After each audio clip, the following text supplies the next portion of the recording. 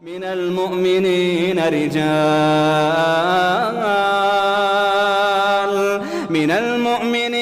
رجال صدقوا ما عاهدوا الله عليه. من المؤمنين رجال صدقوا ما عاهدوا الله عليه فمنهم من قضى نحبه ومنهم من ينتظر وما بدلوا تبديلا. من المؤمنین رجال صدقوا ما عاهدوا اللہ علیہ، اہل ایمان میں وہ جمع مرد لوگ ہیں رضی اللہ تعالی عنہم وارضاہم اجمعین، صدقوا ما عاهدوا اللہ علیہ، جنہوں نے سچا کر دکھایا وہ عہد جو انہوں نے اللہ سے کیا تھا. انہوں نے کہا تھا وہ اپنی جان اور مال حاضر ہے، ہم جنت کے عوض یہ سب کچھ دینے کو تیار ہیں. انہوں نے وہ عہد پورا کر دیا. فَمِنْهُمْ مَنْ قَضَى نَحْبَهُ، ان میں سے وہ بھی ہیں جو اپنی نظر گزار چکے، نظر پیش کر چکے. کتنے ہی صحابہ تھے جو اس وقت تک جام شہادت نوش کر چکے تھے. سن 5 ہے یہ تو، سن 3 میں 70 صحابہ تو غزوہ احد کے اندر ہی شہید ہوئے. فَمِنْهُمْ مَنْ قَضَى نَحْبَهُ، ان میں وہ بھی ہیں کہ جو اپنی نظر پیش کر چکے. وَمِنْهُمْ مَنْ يَنْتَظِرُ، اور باقی جو ہے وہ منتظر ہے کہ کب وقت آئے. یہ تو ہم انتظار میں ہیں کہ کب اللہ تعالیٰ ہمیں بھی شہادت کا درجہ دے، ہماری بھی شہادت قبول فرما لے. وبال دوش ہے سر جس میں ناتواں پہ مگر لگا رکھا ہے تیرے خنجر و ثنا کے لیے. ہم تو اللہ منتظر ہیں کہ کب ہماری باری آ جائے. فَمِنْهُمْ مَنْ قَضَى نَحْبَهُ وَمِنْهُمْ مَنْ يَنْتَظِرُ وَمَا بَدَّلُوا تَبْدِيلًا، اور انہوں نے ہرگز تبدیلی کوئی نہیں کی جو انہوں نے عہد اللہ سے کیا، سر منہ اس میں فرق نہیں آنے دیا. من المؤمنین رجال صدقوا ما عاهدوا اللہ علیہ، مومنین میں سے تو وہ بھی جواں مرد ہیں. دیکھیے رجال رجل کی جمع ہے، جواں مرد جسے آپ مردانگی کہتے ہیں، جن کے اندر بزدلی نہ ہو بلکہ شجاعت ہو، جواں مردی ہو، عزم ہو، ارادہ ہو. صحابہ کرام کی جماعت دیکھ لیجیے، اور جو بھی اپنے اس دین میں مخلص ہیں، آگے بڑھنے والے ہیں، ان کی کیفیت یہی ہوگی. سورہ نور ہم نے پڑھی تھی، وہاں بھی یہ لفظ آیا تھا، رجال لا تلہیہم تجارت ولا بیع عن ذکر اللہ. وہ جواں مرد کے جنہیں کوئی شے اللہ کی یاد سے غافل نہیں کرتی، نہ ان کو تجارت نہ دنیاوی منفعت. یہ لین دین، سودا، یہ دنیا کی چمک دمک، کوئی شے اللہ کی یاد سے غافل نہیں کرتی. رجال لا تلہیہم تجارت ولا بیع عن ذکر اللہ.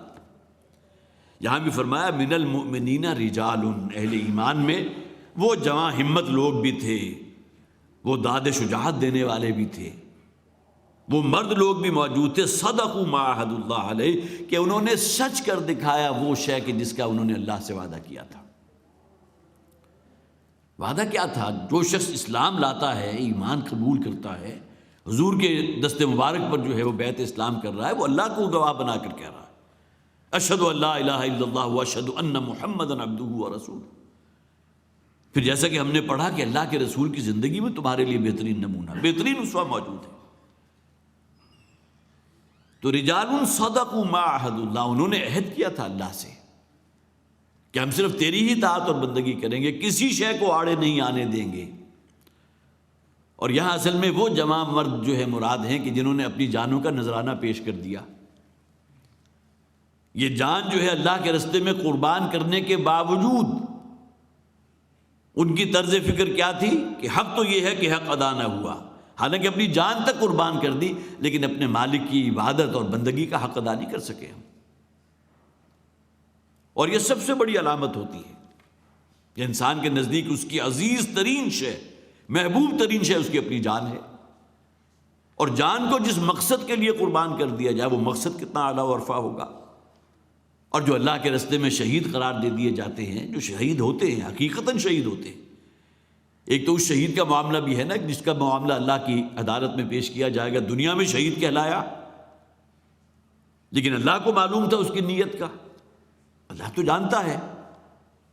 تو اللہ تعالیٰ نے فرما دیا، جب اس سے کہا گیا کہ تم نے کیا کیا، تو اس نے کہا میں نے اپنی جان تیرے راستے میں قربان کر دی. تو اللہ کی طرف سے کیا جواب آیا؟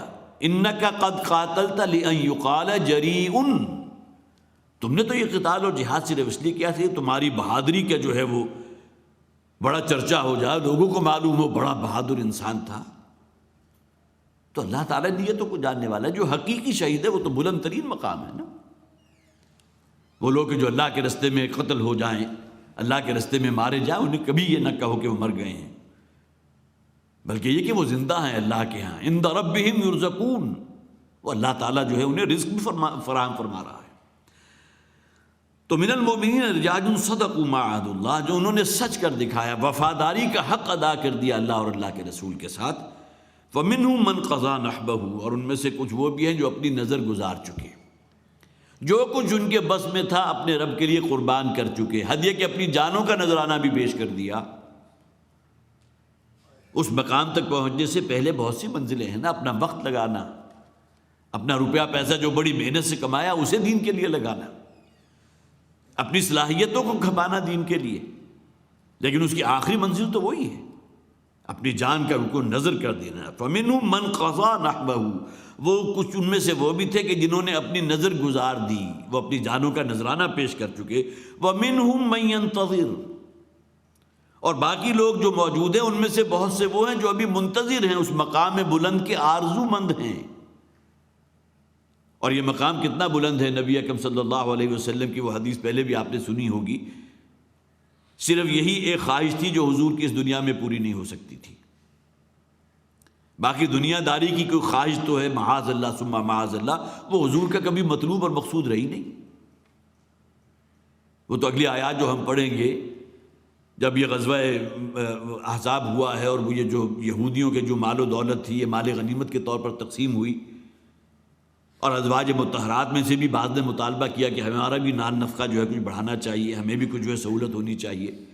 تو اس موقع پر پھر حضور نے قطع تعلق کر لیا تھا، تقریباً 30 دن یا 29 دن آپ جو ہے علیحدہ رہے اپنی بیویوں سے، وہ اگلی آیات کے اندر تفصیل سے ذکر آ جائے گا اس کا۔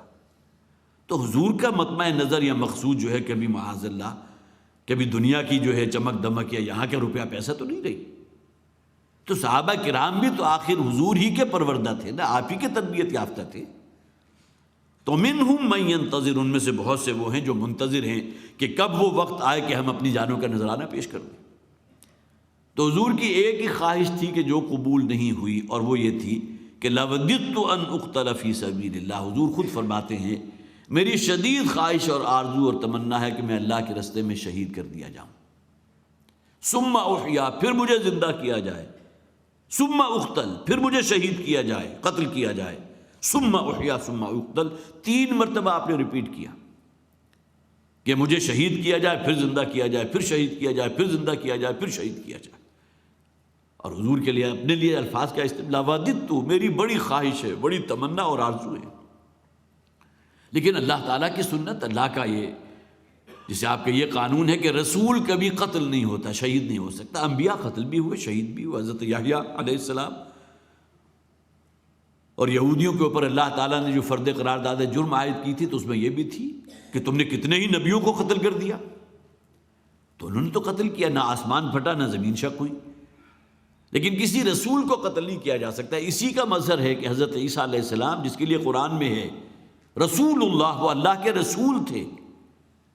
تو جو لوگ یہ سمجھتے ہیں کہ ان کو جو ہے شہید کر دیا گیا یا سولی پر چڑھا دیا گیا یا ان کا جو ہے وہ موت ہو گئی یا کچھ ہو گیا، وہ بالکل غلط ہے۔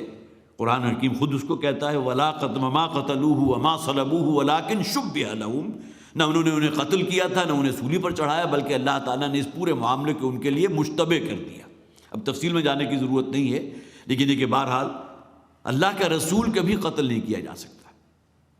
تو صحابہ کرام میں سے تو بہت سے ہیں جن کی آرزو اور تمنا ہے اور منتظر ہیں کہ کب ہمیں وہ مقام بلند حاصل ہو۔